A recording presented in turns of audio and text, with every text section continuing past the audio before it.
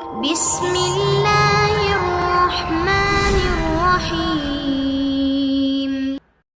السلام عليكم ورحمة الله وبركاته.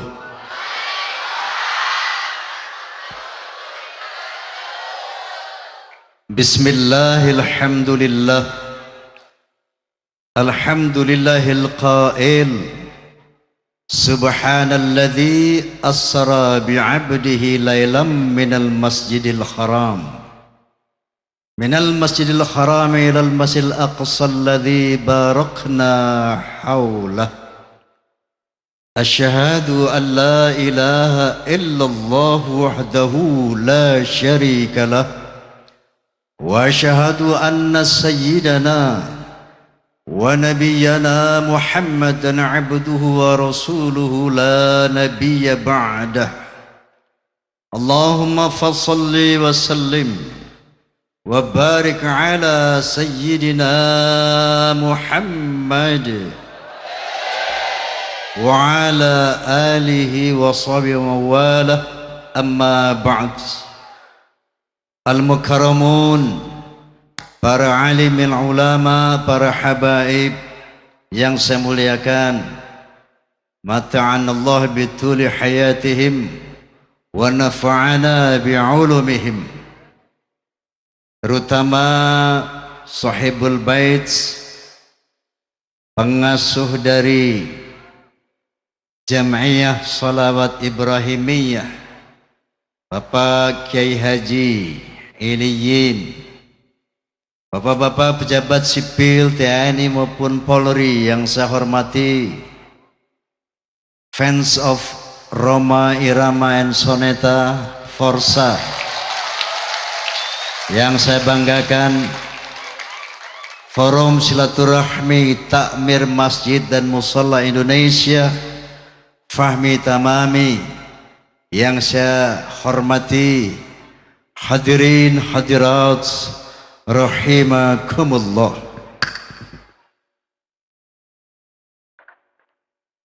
Sekian lama engkau menunggu untuk kedatanganku.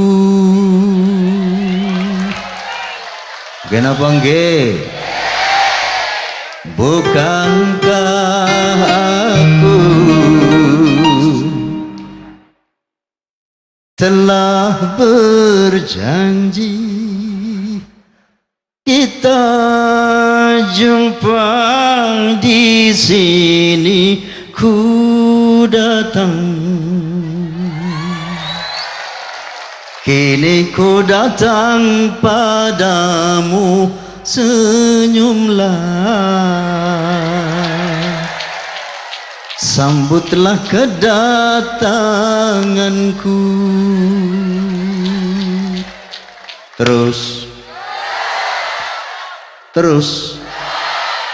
oh bisa.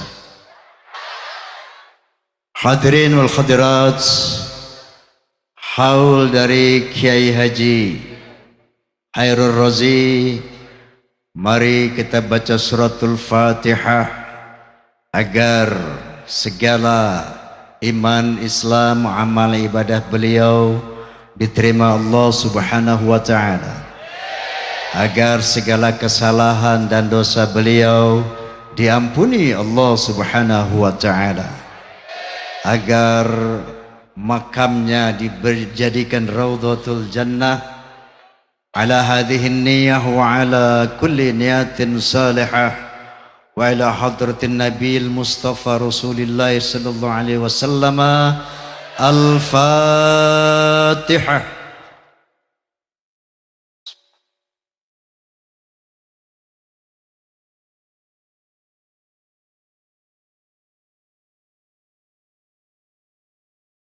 Kabul insyaallah. Hadirin hadirat, mengenai peristiwa Isra dan Mi'raj Rasulullah SAW, sebagaimana yang difirmankan Allah Subhanahu wa taala, Subhanalladzi asra bi'abdihi laylan minal masjidil haram ilal masjidil aqsa. Maha suci Allah subhanahu wa ta'ala yang telah memperjalankan hambanya pada suatu malam, yaitu Nabi Muhammad sallallahu alaihi wasallam, dari Al-Masjidil Haram di kota Makkah ke Al-Masjidil Aqsa di Baitul Maqdis. Kalau sekarang Baitul Maqdis itu namanya Palestina. Kemudian dari Baitul Maqdis dengan berkendaraan buraq, satu makhluk yang khusus diciptakan Allah Subhanahu wa taala untuk proyek ini, dikawal oleh panglimanya malaikat Jibril alaihi salam, berangkat ke Sidratul Muntaha melalui 7 lapis langit. Kemudian kembali lagi ke Al-Masjidil Aqsa di Baitul Maqdis, langsung ke Al-Masjidil Haram di Makkah. Itu jarak yang teramat sangat tidak terhingga, ternyata cuma dilakukan dalam 1 malam saja. Percaya apa tidak?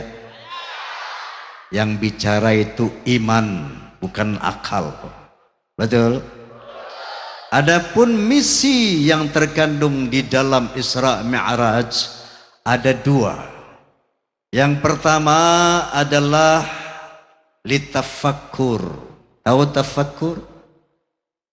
Memikirkan, memperhatikan ciptaan Allah sehingga menghasilkan keyakinan tentang eksistensi keberadaan Allah Subhanahu wa taala. Inilah yang dimaksud Allah Subhanahu wa taala, linuriyahu min ayatina, agar aku pertunjukkan kepada Nabi Muhammad tanda-tanda kebesaran dan kekuasaanku. Jadi dengan peristiwa Isra Mi'raj ini Allah memperlihatkan karya-karya Allah yang teramat dan maha dahsyat alam semesta ini, sehingga timbullah kekaguman Rasulullah SAW yang melahirkan ketaatan, ketakwaan dan keimanan yang betul-betul sesungguhnya kepada Allah Subhanahu wa taala. Tafakkur. Yang kedua, dalam rangka menerima perintah salat 5 waktu. Artinya apa? Ada korelasi yang sangat erat antara tafakur dengan sholat 5 waktu. Saya mau cerita ya. Boleh cerita? Saya pernah ketemu sama seorang ateis. Tahu ateis? Apa? Ateis itu orang yang nggak percaya sama Tuhan, gak percaya sama agama. Dia bilang agama itu dongeng, agama itu bohong, melemahkan, sholat itu wasting time, wasting money. Mereka bilang time is money. Jadi agama adalah bohong, melemahkan semangat kerja. Ketika saya tanya sama mereka, sama dia, Bung, Anda percaya enggak ada Tuhan? Dia bilang, oh saya enggak percaya. Kenapa? Karena Tuhan enggak kelihatan. Lalu setiap yang enggak kelihatan sama dengan tidak ada. Wong koyo ngene saya bilang si TOLOL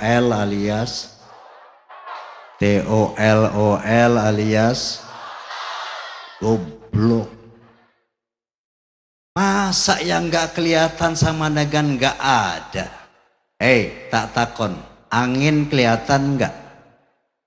Ada nggak? Ada. Mau lihat angin bukan pakai mata, goblok. Pakai kulit, kipas. Ada angin, tiup, ada. Rasa manis, asam, pahit, asin, rasa kelihatan enggak?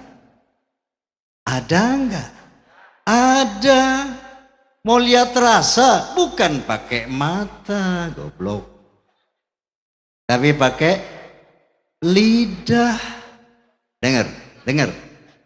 Milenge tumse तुम बताएंगे कि कितना प्यार है हमें ओ साहिबा ओ साहिबा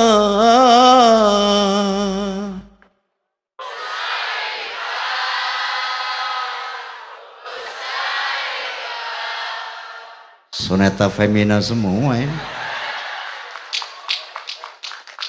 Apa itu? Lagu, suara, kenapa nggih? Suara kelihatan enggak? Suara kelihatan enggak? Ada enggak? Ada. Mau lihat suara bukan pakai mata, goblok. Tapi pakai telinga. Begitu juga mau lihat Allah.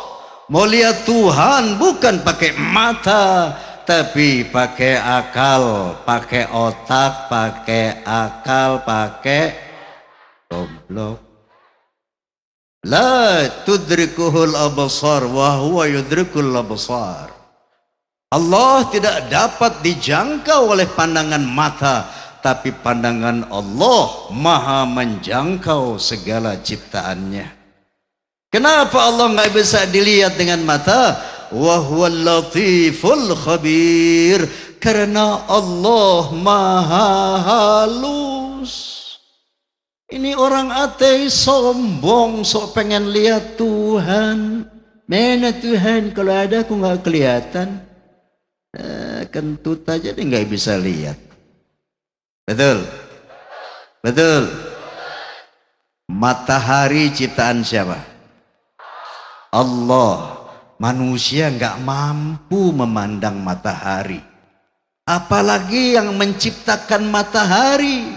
Allah subhanahu wa ta'ala nurun ala nur, cahaya di atas cahaya. Nggak mungkin mata manusia mampu memandang Allah subhanahu. Tapi kalau kepengen melihat Allah, penasaran pengen lihat Allah, wajar, manusiawi.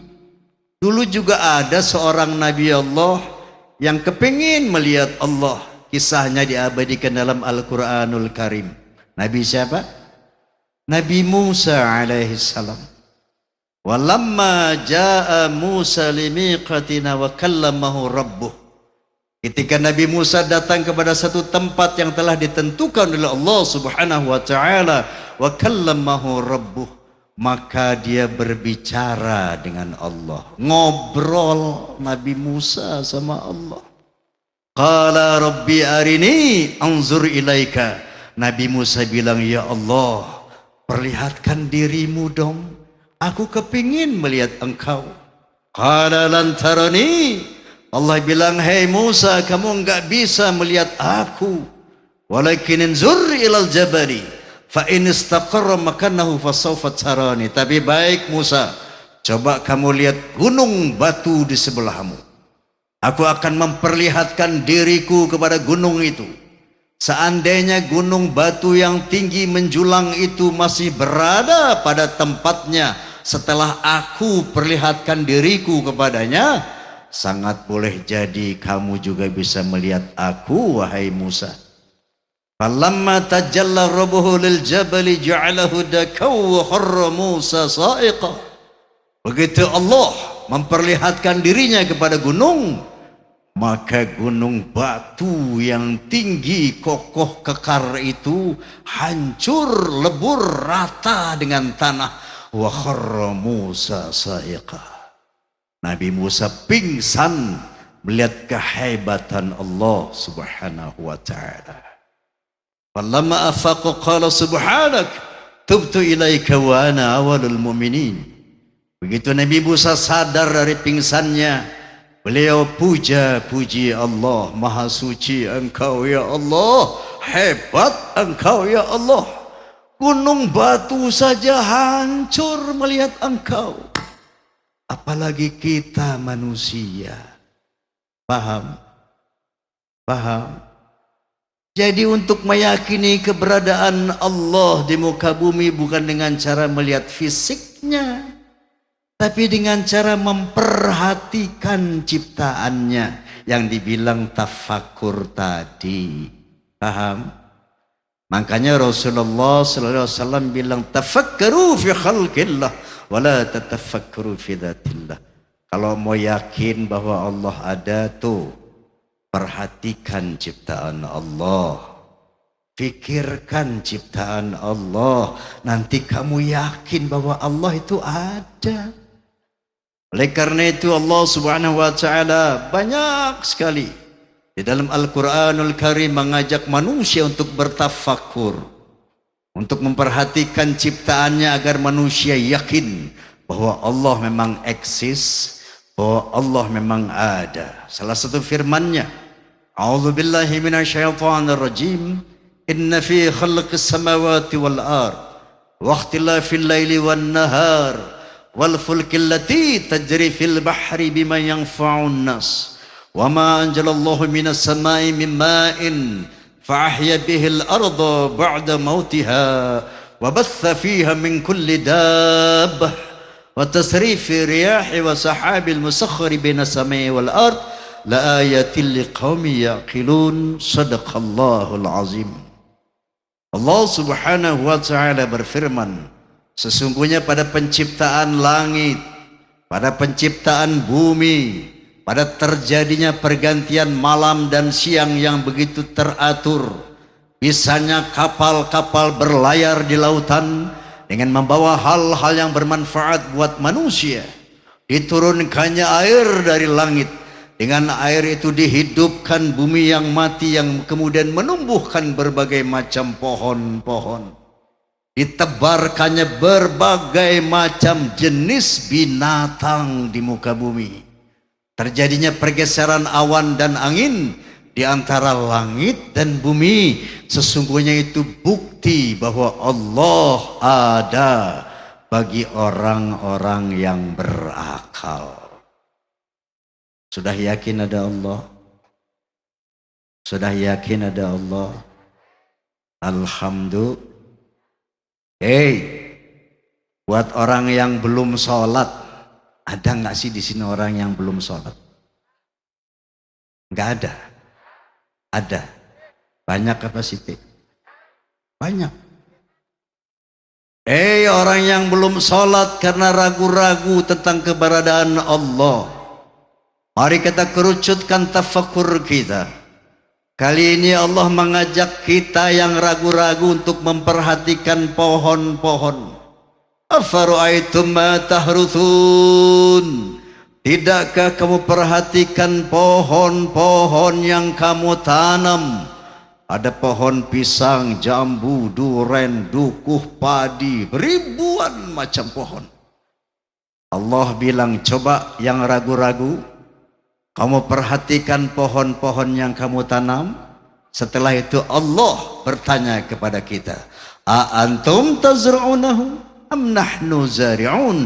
Kamukah yang menumbuhkan pohon-pohon yang kamu tanam atau aku?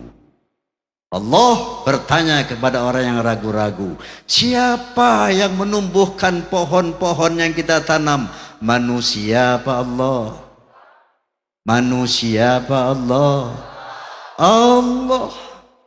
Kita manusia kan selama ini cuman pandai melempar biji padi, biji jagung, biji duren, biji rambutan.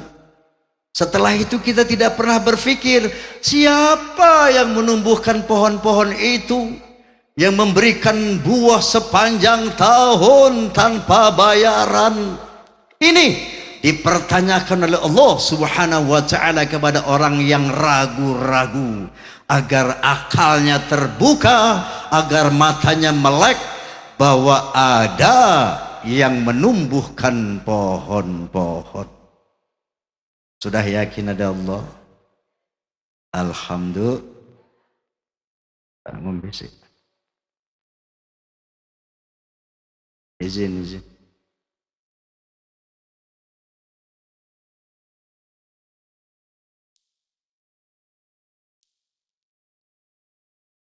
Kiai Haji Zainuddin MZ almarhum, Allahumma ghfir lahu amin, warhamhu amin, wa'afi amin. Beliau pernah bilang, penceramah itu ibarat mobil jalan, jadi perlu bensin. Kalau mustami'in mustami'at itu ibarat mobil mogok, jadi nggak perlu bensin. Minum dulu.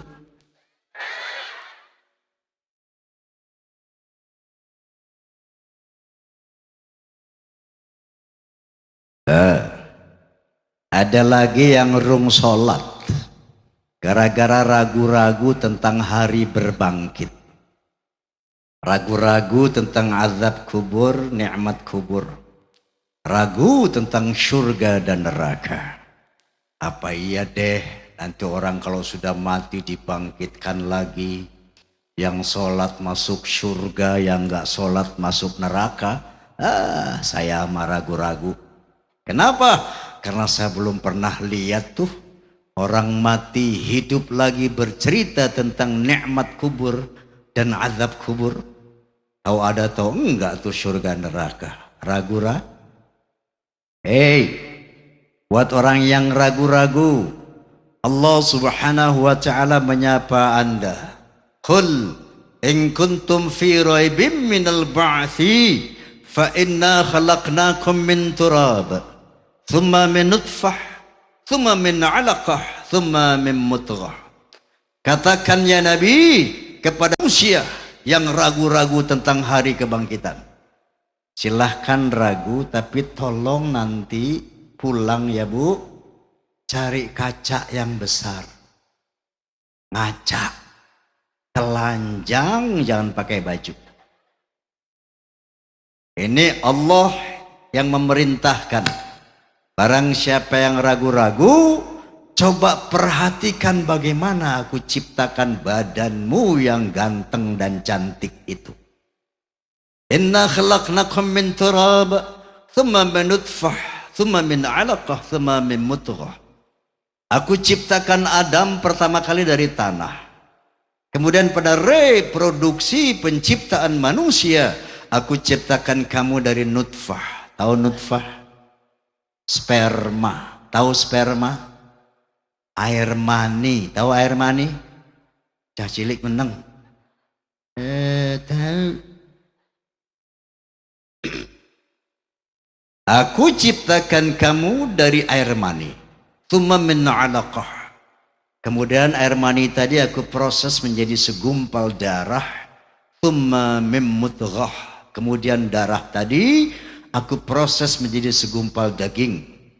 Wa nuqirru fil arhami ma nasya ila ajalin musamma. Kemudian daging tadi aku ukir di dalam rahim ibumu sesuai dengan yang aku kehendaki sampai waktu yang ditentukan.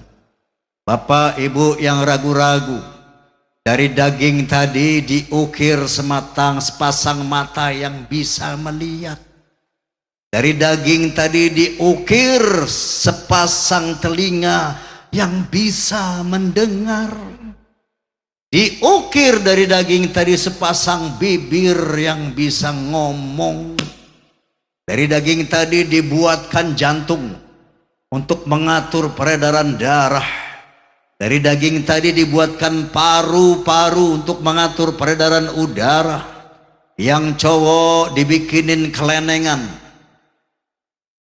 yang cewek dibikinin empet-empetan. Ini bukan porno, tafakur. Fikirkan itu. Kok cowok mur, cewek baut?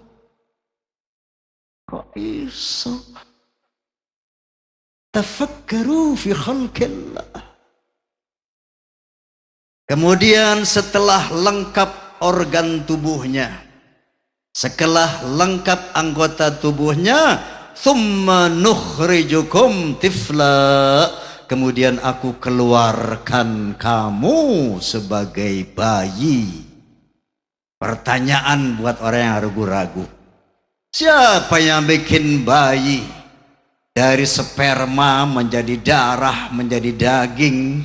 Kemudian daging tadi dibuatkan mata, telinga, organ tubuh yang begitu struktural, fungsional, penuh dengan teknologi yang sangat tinggi. Ini cara Allah mengajar manusia untuk meyakini keberadaannya dengan tafakur, dengan memperhatikan, memikirkan ciptaannya. Paham? Sudah yakin ada Allah? Alhamdulillah, bertambah sudah iman kita. Amin.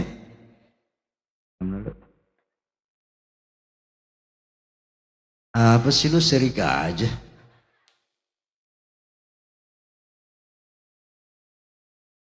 Nyanyi. Ini sembarangan aja nyanyi. Gue kan raja dangdut ini. Mahal lagi. Kalau mau lihat saya nyanyi jangan khawatir. Besok jam 8 saya datang ke rumah ibu-ibu. Ya. Saya datang ke bapak nggak usah kemana-mana, diam aja di rumah. Saya yang datang, saya nyanyi besok. Insya MNC TV. Besok di Gresik sini, insya Allah. Nah sekarang masalah sholat. Ini hati-hati sholat ini. Coba lihat proses perintahnya saja luar biasa. Kalau perintah puasa, Allah cukup panggil Jibril. Ya Jibril, kamu turun ke bumi. Bilang sama Muhammad, ya ayyuhalladzina amanu kutiba alaikumusiyam. Suruh puasa orang yang beriman. Jibril turun ke bumi. Begitu juga perintah ibadah haji. Allah cuman suruh Jibril turun ke bumi menemui Nabi. Bilang sama Nabi, walillahi 'alan nasi hijjul baiti man istata'a ilaihi sabila. Wajib pergi haji bagi orang yang mampu melaksanakan perjalanan ke sana. Tapi buat sholat 5 waktu.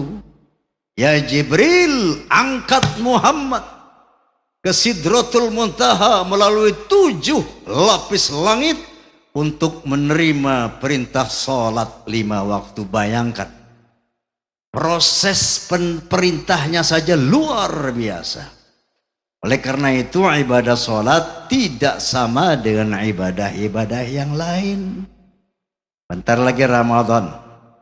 Saya mau tanya Ibu, puasa Ramadan hukumnya sunat apa wajib?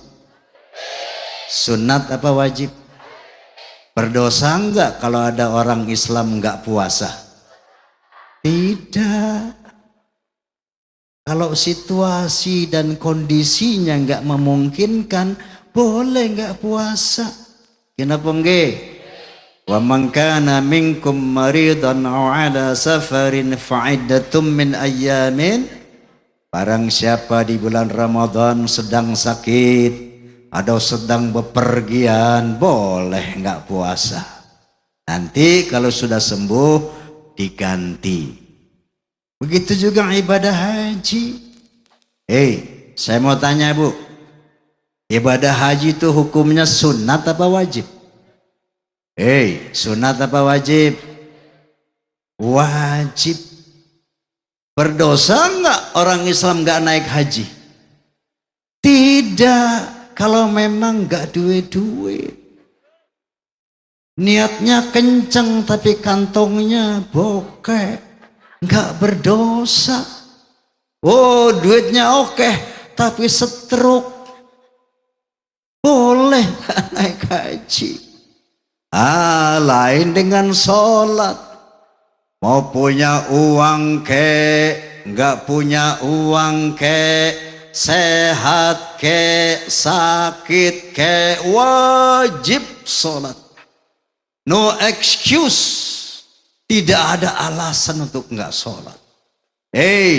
Jangankan baru pusing-pusing sedikit, baru mules-mules sedikit, seandainya kita baru tabrakan kereta api sama mobil, naudzubillahimin, putus kaki kita, putus tangan kita, tapi selama kesadaran masih ada, wajib sholat.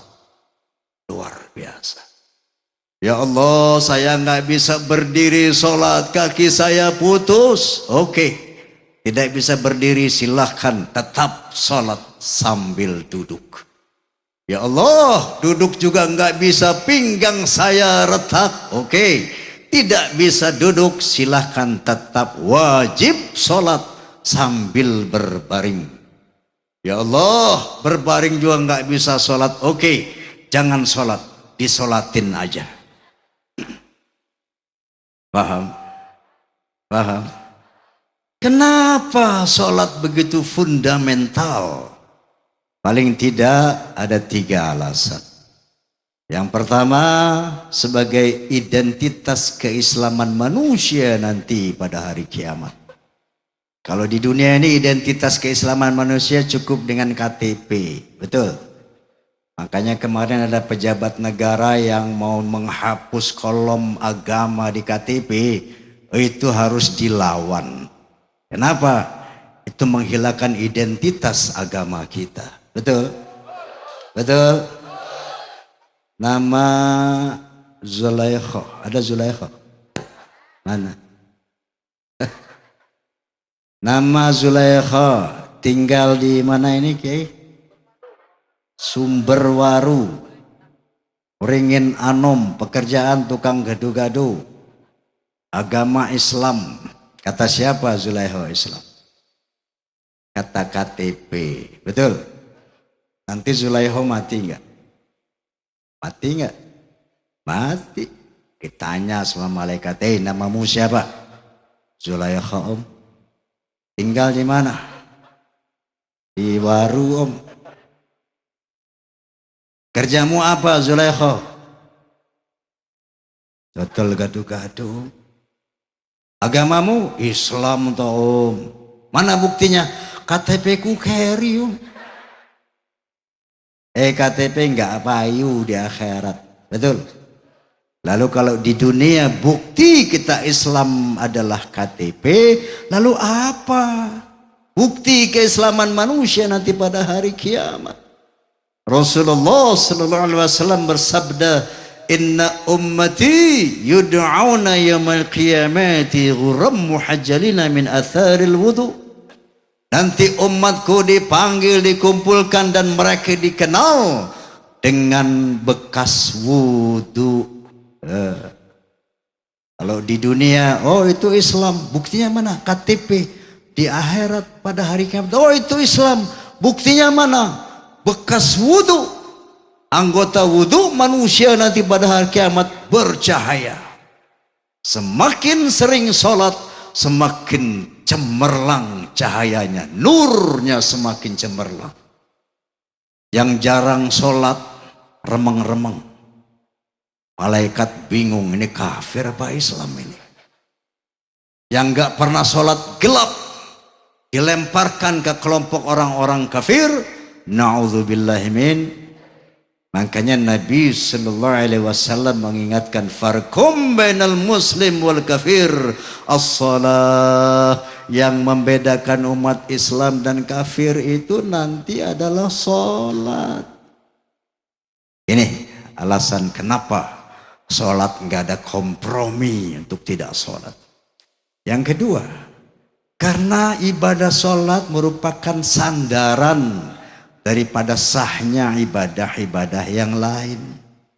Dalam hal ini Rasulullah SAW bersabda, "Inna awwala ma yus'alul 'abdu yawmal qiyamati min 'amalihi salatuhu." Sesungguhnya amal manusia yang akan pertama kali ditanya pada hari kiamat adalah sholatnya. Ibu nggak ditanya istri siapa, anaknya berapa, itu nomor 20. Bapak nggak ditanya jabatannya apa, gajinya berapa, istrinya piro. Itu pertanyaan nomor 30. Tapi yang pertama ditanya, kamu sholat apa tidak? Fa'in tuqbilat salatuhu tuqbilat sairu amali. Kalau kamu sholat, maka diterima seluruh amal ibadahmu. Ada orang sholat 5 waktu, pergi haji, hajinya sah, dapat pahala nanti hari kiamat. Ada orang sholat 5 waktu, puasa di bulan Ramadan, puasanya sah, dapat pahala nanti di hari kiamat. Ada orang sholat 5 waktu sodakoh, enggak usah juta-juta, enggak usah em-eman, cepean lecek yang merah yang kamu kasih pada musafir di lampu merah. Kalau kita sholat itu jadi pahala nanti pada hari kiamat. Tapi sebaliknya, wa in ruddat minhu salatu rudda sairu amali. Kalau kamu enggak sholat, tertolak seluruh amal ibadahmu. Ada orang enggak sholat naik haji, enggak sah hajinya. Ada nggak di sini haji yang nggak sholat? Ada. Kalau ada, jangan panggil Pak Haji, jangan panggil Bu Haji, panggil aja Dut. Mau kemana Dut? Itu haji mardut, haji yang tertolak, haji yang tidak sah. Orang nggak sholat di bulan Ramadan, puasa nggak sah puasanya, nggak dapat pahala. Jangan salah, nanti bulan Ramadan banyak non muslim mau ikut puasa. Teman saya banyak kok orang-orang non muslim. Bang Haji, nanti kalau bulan Ramadan saya puasa boleh nggak? Oh boleh. Siapa yang larang orang nggak makan? Kenapa enggak? Tapi nggak dapat pahala. Kenapa? Nggak sholat. Orang nggak sholat, sedekah, amal jariah, tiap hari ngasih anak yatim, fakir miskin 1 juta. Tiap minggu nyumbang masjid 10 juta. Tiap tahun ngasih fuqara masakin 100 juta. Nggak sholat, nggak jadi pahala. Paham? Ini yang kedua. Yang ketiga, sholat itu adalah pusaka jimat kita. Di zaman sekarang, zaman musim batu ini. Ini batu apa ini namanya? Bacan. Batu bacan apa tuh ini? Ada yang piara batu combong. Tahu batu combong, Bu? Batu bolong. Batu tapi ada lubangnya. Itu diyakini sama sementara orang buat melet perempuan. Ada juga yang pakai batu badar hitam. Buat apa, Mas? Oh, ini anti peluru. Ada juga batu akik Sulaiman. Buat apa, Mas? Ini buat cari rezeki. Na'udzubillahimin. Gombal, bohong, bullshit alias musyrik. Kenapa enggak? Saya mau tanya, batu bisa enggak mengampuni kesalahan dan dosa kita? Gak bisa. Yang bisa apa? Sholat. Karena di dalam sholat kita minta ampun sama Allah. Rabbil firli. Betul? Batu bisa enggak mengasihani kita? Enggak bisa. Yang bisa mengasihani kita sholat. Karena di dalam sholat kita minta sama Allah, warhamni, ya Allah kasihani saya. Batu, keris pusaka bisa enggak memberi bimbingan kepada kita? Enggak bisa. Yang bisa memberi itu sholat. Karena di dalam sholat kita bilang, wahdini, berikan aku bimbingan ya Allah. Itu pusaka-pusaka, batu-batu, keris-keris bisa nggak memberi rezeki sama kita? Nggak bisa. Yang bisa sholat. Karena di dalam sholat itu kita minta rezeki sama Allah subhanahu warzuqni. Makanya sholat Allah bilang, inna sholata kanat 'alal mu'minina kitaban mawquta. Sesungguhnya sholat itu wajib bagi orang-orang beriman pada waktu-waktu yang ditentukan. Subuh, zuhur, asar, maghrib, isya. Lalu Allah berfirman, hafizu 'ala salawati wa salatil wusta. Jagalah sholat-sholatmu, terutama sholat pertengahan. Banyak para mufassirin menyatakan sholat pertengahan itu sholat asar. Kenapa? Karena sholat asar di samping sholat yang disaksikan malaikat, karena saat asar itu manusia pada puncaknya keletihan setelah bekerja, puncaknya kelelahan setelah berpikir di sekolah atau di kantor. Wa qumu lillahi qanitin, dan tegakkan sholat sampai kamu mati. Kenapa? Wasta'inu bisabri mintalah kepadaku dengan cara sabar dan sholat. Jadi Bu, kalau punya kebutuhan apa-apa, mintanya sama siapa? Sama Allah. Ada persoalan apa-apa, mengeluhnya sama siapa? Sama Allah. Ada hajat apa-apa, mintanya sama siapa? Sama Allah. Wasta'inu bisabri wassalah. Minta apa yang kamu perlukan kepadaku dengan cara satu, sabar. Yang kedua, sholat. Karena di dalam sholat itu as-salatu du'a. Sholat itu doa.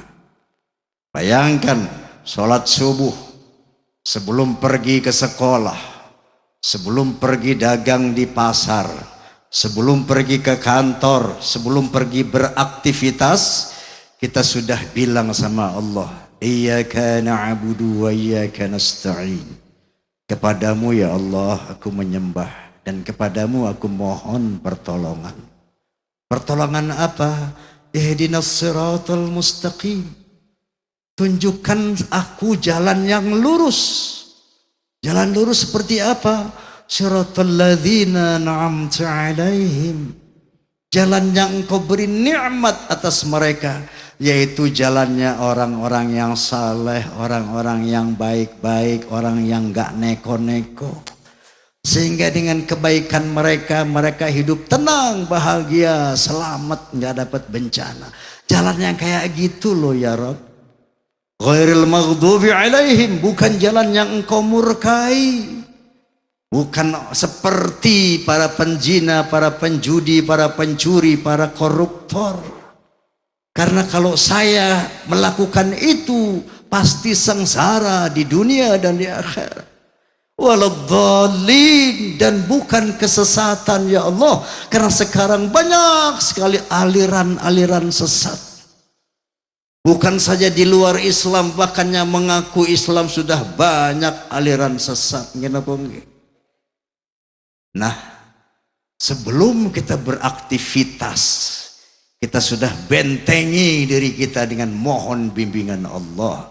Ya Allah, saya mau sekolah, saya mau ke pasar, saya mau ke kantor, saya mau beraktivitas. Di sana pasti banyak cobaan. Ihdinas siratal mustaqim. Paham? Belum lagi waktu duduk iftirash. Segala kebutuhan kita di dunia dan di akhirat ada di situ. Rabbighfirli, ya Allah, aku. Warhamni, ya Allah, kasihani aku. Wajburni, ya Allah, tutupi kelemahanku. Warfa'ni, muliakan aku. Warzuqni, beri aku rezeki. Wahdini, bimbing aku ya Allah dalam kehidupan itu. Wa'afini, sehatkan saya ya Allah. Wa'fu anni, ampuni saya ya Allah. Apa yang kurang? Qad aflahal mu'minuna alladhina hum fi salatihim khashi'un. Beruntung orang yang beriman yang di dalam salatnya khusyuk. Kenapa? Karena pada hakikatnya salat itu adalah komunikasi dua arah. Komunikasi dengan Allah, komunikasi dengan Nabi, komunikasi dengan malaikat. Jadi berjawab, bukan ngomong sendirian. Assalamualaikum ayuhan Nabi wa rahmatullah wa barakatuh. Nabi menjawab, waalaikumsalam ya Khadijah, ya Udin, ya Zulaikha. Nanti di hari kiamat kenal, Zulaikha, Din, Umar. Kenapa? Kita sering silaturahmi dalam sholat. Assalamualaikum ayuhan Nabi, salam sejahtera atas engkau ya Nabi. Nabi menjawab, waalaikumsalam. Kenal sama Nabi. Begitu ya sama malaikat. Di akhir salat, assalamualaikum warahmatullah. Ada raqib di sini. Assalamualaikum warahmatullah. Ada atid di sini. Begitu juga dengan Allah. Rabbighfirli. Kalau kita khusyuk, artinya apa orang khusyuk? Satu, syaratnya khusyuk. Dia harus yakin bahwa Allah itu memang ada. Untuk yakin Allah ada, dia harus sering tafakur. Yang kedua, mengerti apa yang diucapkan dalam salat. Rabbighfirli, ya Allah ampuni saya. Allah jawab, aku ampuni kamu. Warhamni, kasihani saya, aku kasihani. Minta rezeki, aku kasih. Minta sehat, aku kasih. Dijawab langsung oleh Allah. Makanya qad aflahal mu'minun alladzina hum fi salatihim khashi'un. An salatihim khashi'un.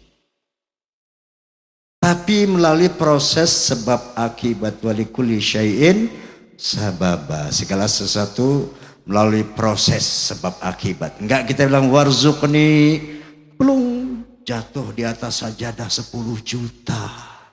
Bukan begitu. Nanti selesai sholat, kita tadi minta rezeki loh. Nanti Allah kasih jalan. Cara-cara untuk mendapat rezeki. Tadi saya minta bimbingan loh. Nanti Allah kasih jalan. Di dalam pergaulan kita dibimbing agar dapat jalan yang lurus.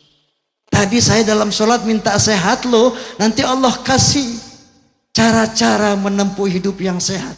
Dikasih inayah, dikasih hidayah. Qad aflahal mu'minuna alladzina hum fi salatihim khashi'un. Beruntung orang mukmin yang di dalam salatnya khusyuk. Bang Haji, saya sih salat, cuman gak khusyuk. Lalu gak ngerti itu. Cuman salat-salat aja. Sah apa enggak ya? Insya Allah sah. Dapat pahala apa enggak ya? Insya Allah dapat. Wong niat mau sholat saja dapat pahala, betul? Apalagi mengerjakan sholat, betul? Enggak sia-sia, enggak percuma. Masuk surga enggak sih Bang Haji? Insya Allah masuk walau di emperan tuh. Ya. Insya Allah sah, insya Allah dapat pahala, insya Allah masuk syurga. Tapi sholatnya enggak efektif. Paham Bu? Rabbighfirli warhamni wa'afini. Allahu Akbar, bari nguap. Adang bari ngupil.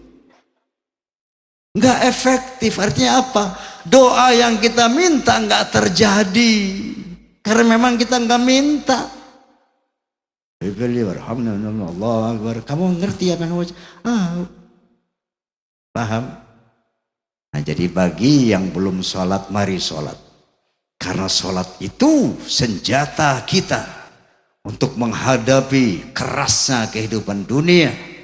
Sholat itu senjata manusia untuk menghadapi dahsyatnya kehidupan hari kiamat. Yang sudah sholat, mari tingkatkan kualitas sholat kita. Yang belum benar bacaannya betulkan. Yang sudah betul bacaannya, hafalkan, mengerti apa yang kita ucapkan sampai mencapai derajat khusyuk. Amin. Amin. Nah, kira-kira inilah yang bisa saya sampaikan. Apa tuh? Nyanyi, tapi nggak pakai musik ya. Kalau pakai musik besok, ya. Sekarang nggak pakai musik karena saya sama Soneta Group ini sudah kurang lebih 45 tahun punya komitmen. Roma nggak akan nyanyi tanpa Soneta, Soneta nggak akan tampil tanpa Roma. Jadi kalau mau lihat Roma nyanyi pakai musik, insya Allah besok. Ya, saya dengar tadi musik ini hebat, bagus. Bukan berarti saya nggak mau diiringi beliau, karena saya punya komitmen sama Soneta. Paham gak? Jadi tanpa musik boleh. Oke.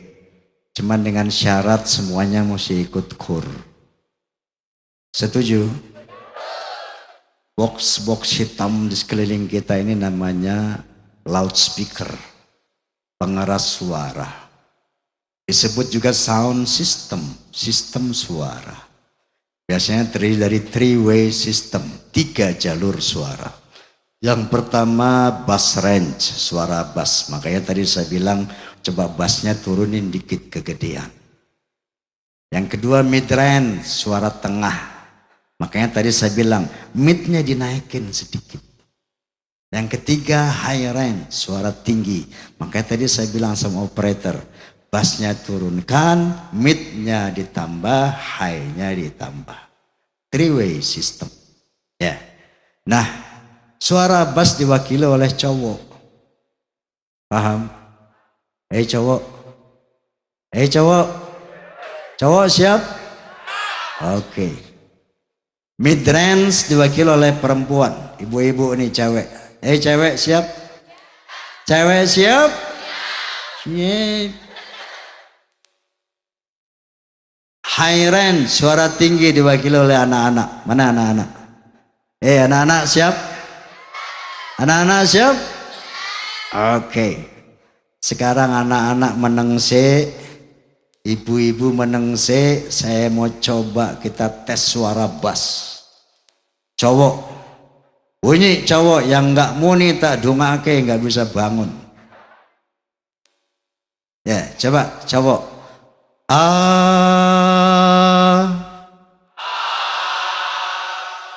Itu suara bass namanya.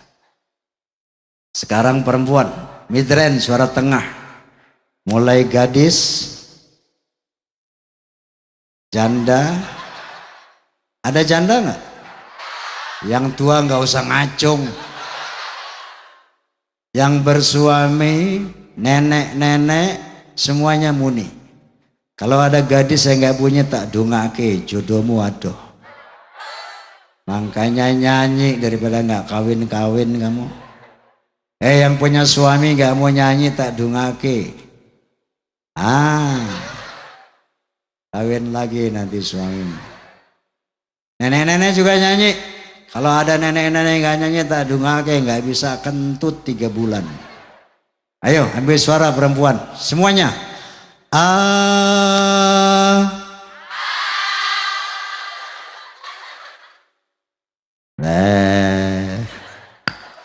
Perempuan memang di mana-mana gitu, Pak. Memble. Oke, high range, suara tinggi anak-anak. Mana remaja boleh ikut anak-anak.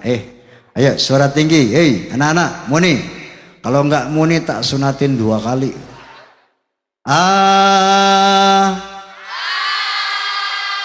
Oke.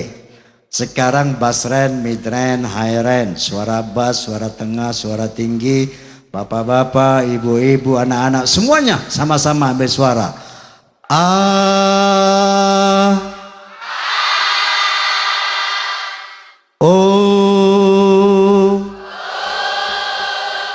Au. Oa. Persis taman kanak-kanak.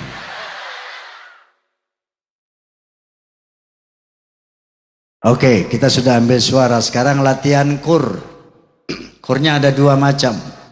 Yang pertama namanya wirid hey. Apa? Wirid hey. Caranya gini, kalau tangan saya jatuh bunyi, lihat. Hey, gampang kan? Tangan jatuh bunyi. Hey, bisa? Bisa? Semuanya coba. Iya. Yang keras.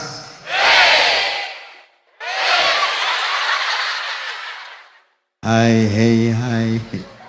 Tangan jatuh baru bunyi. Yang kedua wirid huha. Apa? Huha. Jumlahnya sama dengan rukun Islam 5. Sama dengan Pancasila 5. Caranya gini, lihat. Dimulai dengan hu, diakhiri dengan hu juga. Selingannya ha 5 kali, jangan lebih. Lihat. Hu, ha, hu, ha, hu. Depan belakang podo, podo hu ne. Ha selingannya 5 kali. Lihat. Hu, ha, hu, ha, hu. Paham? Sekalian nah, lihat. Hu, ha, hu, ha, hu. Bisa? Bisa? Oke, kita menyanyi. Oke? Sudah siap? Sudah siap? Kalau mau melacur. Mana? Siap, siap. Siap apanya kamu? Last tes terakhir. Yang pertama wirid hey, tangan jatuh bunyi hey. Iya? Yang keras. Yang kedua hu, ha, hu, ha, hu. Iya? Oke, jangan lupa lagi. Jangan lupa lagi. Sudah siap? Sudah siap? Kita menyanyi. Kalau mau melacur, harus pakai uang. Kalau mau berjudi, harus pakai uang.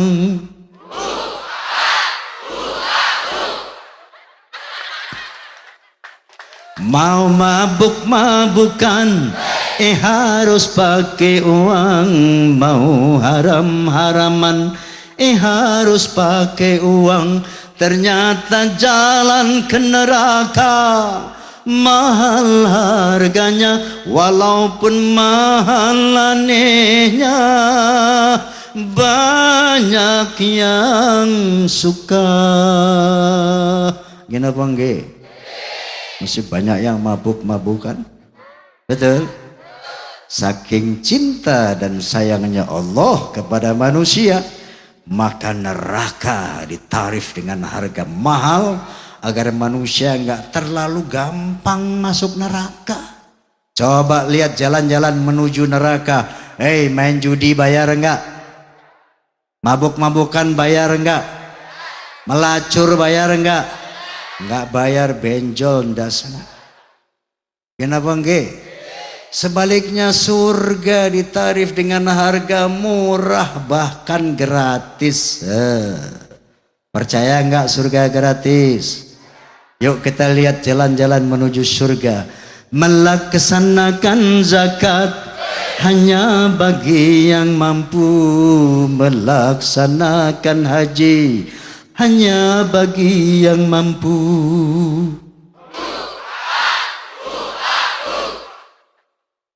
Mengerjakan sembahyang tidak usah membayar. Mengerjakan puasa tidak usah membayar.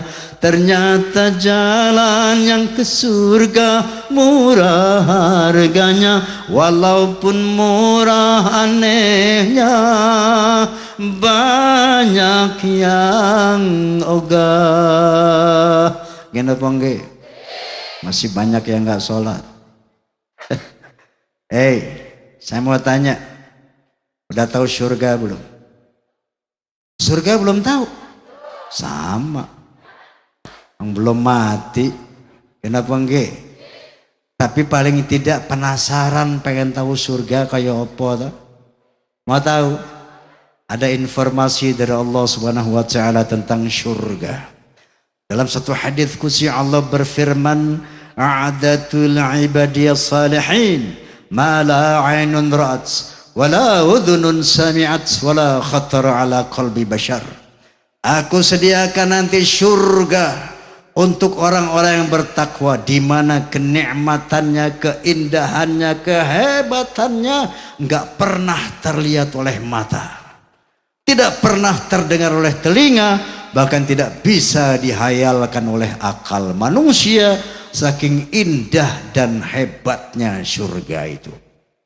Menurut Rasulullah SAW, nanti orang-orang di surga itu semuanya muda-muda. 20 tahun, nggak tua-tua, nggak mati-mati. Jadi sorry aja nenek-nenek nggak ada di surga, nek. Ya tuh nenek nangis. Nek, maksud saya kalau nenek mati bukan nggak masuk surga, tapi muda lagi. Amin. Bukan cuman muda lagi, nek, perawan lagi. Itu sifat yang pertama. Penduduk surga semuanya muda. Nggak tua-tua, nggak mati-mati. Dan yang kedua, kata Nabi, wajah orang surga nggak jelek-jelek begini. Maksud saya kita sebagai orang Indonesia kalau dibandingkan sama orang Barat ya masuk elek gila. Coba lihat orang Barat, walaupun banyakan yang kafir tapi diciptakan oleh Allah, Masya Allah indahnya. Kulit mereka putih kayak salju. Rambut mereka ada yang pirang kuning kayak emas. Mata mereka ada yang biru hijau seperti permata. Padahal orang kafir. Sebaliknya saudara-saudara kita di benua Afrika. Tahu Afrika? Tahu Afrika? Ada bangsa Nigeria, Islam. Bangsa Somalia, Islam. Bangsa Senegal, Islam. Bangsa Sudan, Islam.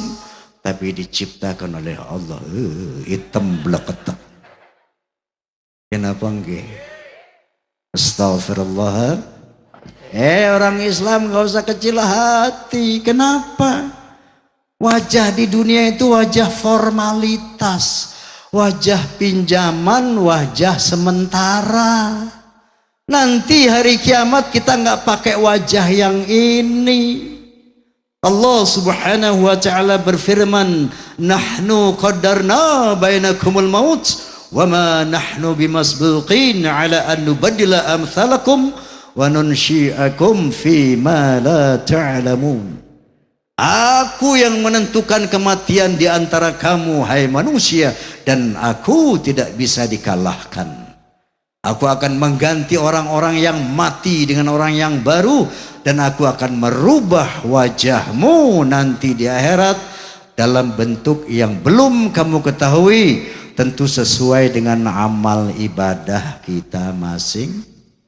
Walaupun di dunia diciptakan tampan cantik seperti bintang-bintang film dunia, tapi kalau nggak pernah ibadah, nanti pada hari akhirat dibangkitkan jauh lebih jelek dari anjing kurap. Na'udzubillahimin. Dan sebaliknya, walaupun di dunia ini diciptakan jelek, pesek, pendek, pengek, tapi kalau rajin ibadah kepada Allah, nanti dibangkitkan di surganya Allah jauh lebih tampan, jauh lebih cantik dari bintang film manapun di dunia. Bahkan istri salehah salah satu hadiahnya adalah lebih cantik dari bidadari nanti di surga. Amin. Mau masuk surga? Mau masuk surga? Yang mau masuk surga bilang amin. Yang mau masuk surga bilang amin. Amin. Mau mati? Masuk surga? Oh, mati? Surga mau mati. Masuknya lewat mana Kalau nanti ada yang masuk neraka bukan karena Tuhan tak sayang hambanya. Kenapa enggak? Kalau nanti ada yang masuk ke surga itu karena dia memang berusaha. Semua terserah kita. Tererererereng. Kenapa enggak? Kenapa enggak? Allah enggak pernah maksa manusia. Seandainya ada wong kini pengen masuk neraka, ada? Ada yang masuk neraka? Kalau ada enggak apa-apa, boleh kok. Itu hak azazi manusia, kenapa enggak? Tapi kalau mau masuk neraka ada syaratnya, Mas. 1, jangan sholat. Nanti Ramadan orang-orang Islam puasa, enggak usah puasa. Yang perempuan rajin ngerumpi, rajin ngegeratak dompet suami. Yang laki-laki rajin nyekek botol. Nanti mati dijamin masuk neraka, jangan khawatir. Sebaliknya kalau ada yang pengen masuk surga, pengen muda, cantik, tampan selama-lamanya, pengen menikmati kemewahan surga yang tanpa akhir selama-lamanya boleh. Siapapun tanpa pandang bulu boleh masuk surga. Syaratnya 1, sholat 5 waktu. 2, puasa di bulan Ramadan. 3, punya uang kalau banyak naik haji, rajin sedekah, infak dan sebagainya. 4, hindarkan yang maksiat, nanti mati insya Allah masuk. Ini sunatullah, ini aturan main dari Allah subhanahu wa ta'ala. Fal yawma la tuzlamu nafsun syai'a wa la tujzawna illa ma kuntum ta'malun. Pada hari akhirat tidak ada seorang manusia yang disiksa, tidak ada seorang manusia yang diberi pahala kecuali sesuai dengan apa yang kita lakukan selama hidup di dunia. Jadi jangan mimpi nggak pernah ibadah pengen masuk surga. Jangan menghayal ahli maksiat bakal bebas dari api neraka. Apa yang kita tanam sekarang di dunia itu yang bakal kita petik di akhirat. Dan apa yang kita lakukan sekarang di dunia itu yang bakal kita rasakan di akhirat. Oleh karena itu mari sama-sama kita baca suratul Fatihah. Bi barakatil Fatihah wa bi karamatil Fatihah wa bi mu'jizatil Fatihah. Kita mohon kepada Allah Subhanahu wa taala agar semua yang hadir di sini, yang mendengar suara ini, agar malam ini diampuni dosa dan kesalahan kita oleh Allah Subhanahu wa taala.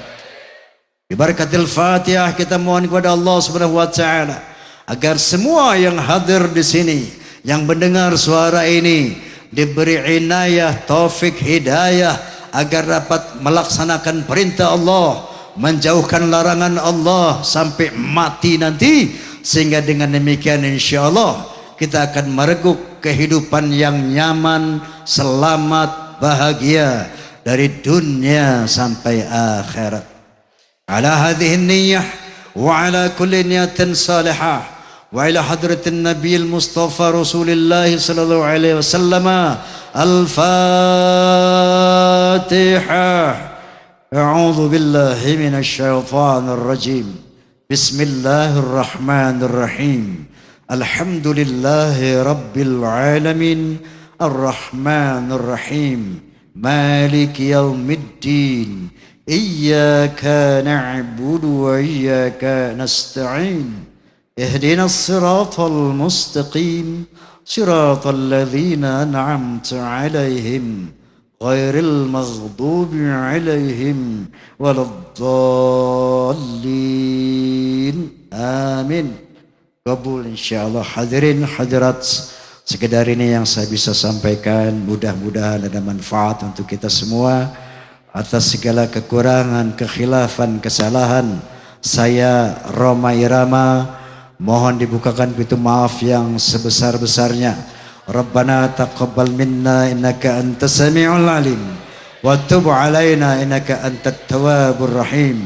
Akhirul kalam wallahul muwafiq ila aqwamit thoriq. Thumma assalamualaikum warahmatullahi wabarakatuh. Assalamualaikum warahmatullahi wabarakatuh. Alhamdulillahirabbil alamin.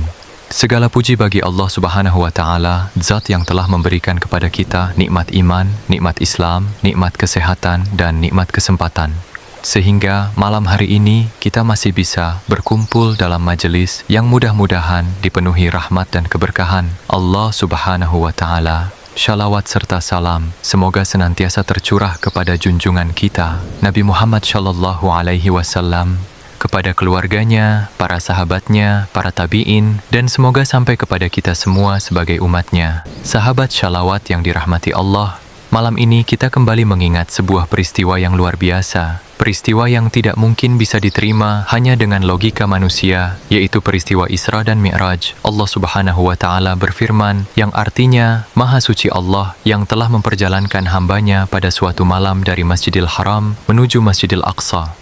Kemudian Rasulullah Shallallahu Alaihi Wasallam melanjutkan perjalanan menembus 7 lapis langit hingga Sidratul Muntaha. Sahabat shalawat, kalau kita menggunakan akal manusia semata, mungkin kita akan bertanya, bagaimana mungkin perjalanan sejauh itu dilakukan hanya dalam satu malam? Tetapi Isra Mi'raj bukan sekadar persoalan akal. Ini adalah persoalan iman. Kalau Allah yang menciptakan ruang dan waktu, tentu Allah tidak terbatas oleh ruang dan waktu. Kalau Allah mampu menciptakan langit dan bumi, tentu Allah mampu memperjalankan Rasulullah Shallallahu Alaihi Wasallam dalam satu malam. Karena itu, jangan jadikan keterbatasan akal kita untuk membatasi kekuasaan Allah. Sahabat shalawat, ada satu pelajaran penting dari Isra Mi'raj, yaitu tafakkur. Tafakkur artinya kita mau berpikir, merenung, dan memperhatikan tanda-tanda kebesaran Allah.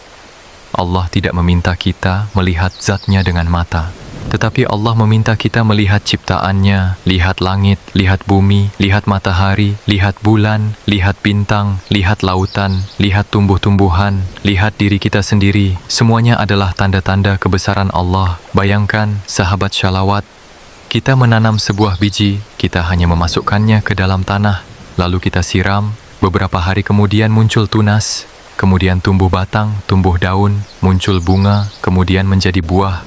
Pertanyaannya, siapa yang membuat biji kecil itu bisa tumbuh menjadi pohon?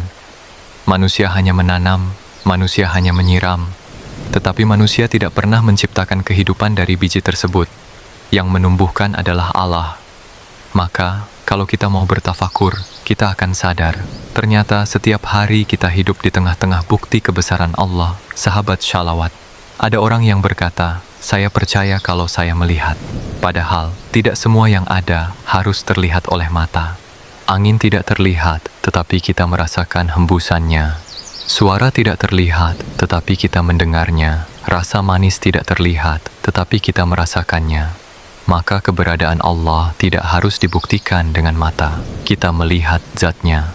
Kita mengenal Allah melalui tanda-tanda kebesarannya. Lihat diri kita sendiri.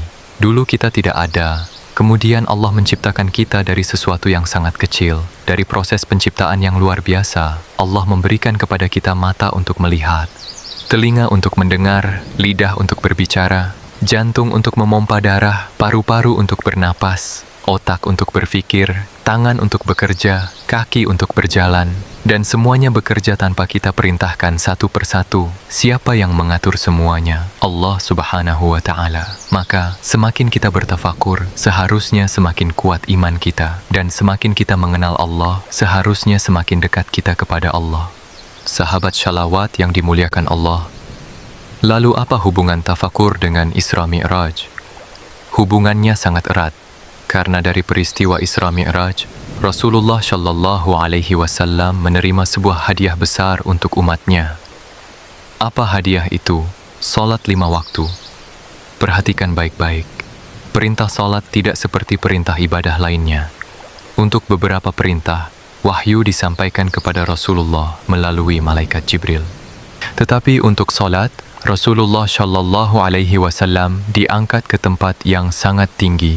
Ini menunjukkan betapa istimewanya kedudukan solat. Sahabat shalawat, mari kita bertanya kepada diri sendiri, kalau solat begitu istimewa, mengapa masih banyak orang yang meninggalkannya? Padahal solat hanya membutuhkan beberapa menit. Kita bisa menghabiskan waktu berjam-jam menonton televisi, berjam-jam bermain handphone, berjam-jam ngobrol, berjam-jam bekerja. Tetapi ketika azan berkumandang, hayya 'alas shalah, tiba-tiba kita berkata, nanti dulu.